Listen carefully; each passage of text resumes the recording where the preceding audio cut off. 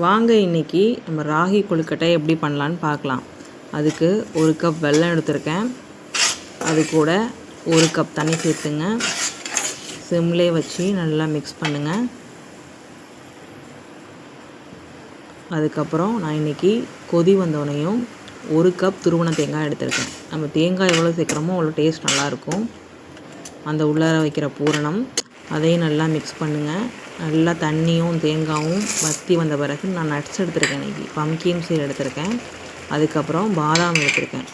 அதை 2 கட் பண்ணி போட்டுட்டு அதையும் நல்லா மிக்ஸ் பண்ணுங்கள். உங்களுக்கு தேவையான நட்ஸ் கூட நீங்கள் எடுத்துக்கலாம். அந்த தண்ணி எல்லாம் வற்றி வர சிம்லே வச்சு நல்லா மிக்ஸ் பண்ணிங்கன்னா அந்த பூரணமே அவ்வளோ டேஸ்ட்டாக இருக்கும். அதை எடுத்து ஒரு ஓரமாக வச்சுருங்க. அதுக்கப்புறம் வாங்க நம்ம மாவு பார்க்கலாம். அதுக்கு நான் இன்றைக்கி 1 கப் ராகி மாவு எடுத்திருக்கேன். இதை இடியாப்ப மாவு பதத்துக்கு நீங்கள் பனைஞ்சிக்கணும். தேவையான அளவு உப்பு போட்டுங்க. நல்லா மிக்ஸ் பண்ணிங்க. சுடுதண்ணி எடுத்திருக்கேன்.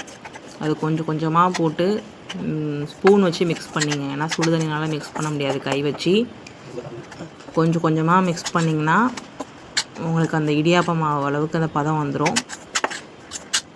ரொம்பவும் தண்ணி ஊற்றிட்டா அவங்களுக்கு திரும்ப மாவு போட்டு கிண்டுற மாதிரி ஆயிரும். அதனால் கொஞ்சம் கொஞ்சமாக போட்டு நல்லா மிக்ஸ் பண்ணி எடுத்துங்க. நல்லா உருண்டை பிடிச்ச பிறகு 1 ஸ்பூன் நெய் போட்டு மாவை பிணைஞ்சி வச்சிங்க. அதுக்கப்புறம் இட்லி பானையை நீங்கள் முன்னாடியே சூடு பண்ணிடணும். அப்போ தான் நம்ம கொழுக்கட்டையை பிடிச்சி வைக்க நேரம் கரெக்டாக இருக்கும். நான் நீ கேக் மோல்டு எடுத்திருக்கேன். ஏன்னா என் பையனுக்கு இது மாதிரி கேக் மாதிரி கொடுத்தா அவங்க சாப்பிடுவாங்க. இந்த சின்ன சின்ன கொழுக்கட்டையாக கொடுத்தா அவங்க அது மாதிரி டிஃப்ரெண்ட்டாக இருக்குன்னு எடுத்துக்க மாட்டாங்க. நான் கேக்குன்னு சொல்லி தான் கொடுப்பேன். அதனால் கேக் மோல்டு இன்றைக்கி நான் எடுத்திருக்கேன். அதில் உள்ளார நெய் தடவி இது மாதிரி மாவு வச்சு உள்ளார பூரணம் வச்சு நான் எடுத்திருக்கேன்.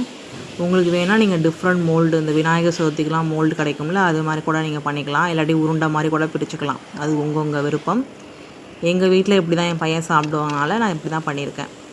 ஆல்ரெடி என்கிட்ட இருந்துச்சு இந்த மோல்டு. இது மாதிரி ஒவ்வொருத்துக்கும் நெய் தடவி உள்ளார மாவு வச்சு ஸ்டஃபிங் அந்த பூரணம் வச்சு மேலே திரும்பவும் மாவு வச்சு எடுத்தால் எங்களுக்கு அந்த ஷேப் கிடச்சிடும். அதுக்கப்புறம் இட்லி பானையை நம்ம ஆல்ரெடி சூடு பண்ணி வச்சுருக்கோம்.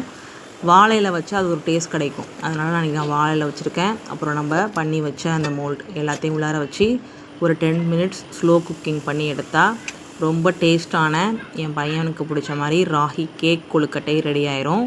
உங்கள் வீட்டு கிட்ஸுக்கு நீங்கள் இப்படியும் பண்ணி கொடுக்கலாம். கட் பண்ணால் அது கேக் மாதிரி தான் இருக்கும். உள்ளார அந்த பூரணம் ரொம்பவே நல்லா இருந்துச்சு. ட்ரை பண்ணி பாருங்கள். என்ஜாய் பண்ணி சாப்பிடுவாங்க. ஏன்னா ராகி ஹெல்த்தி குழந்தைங்களுக்கு. Thank you for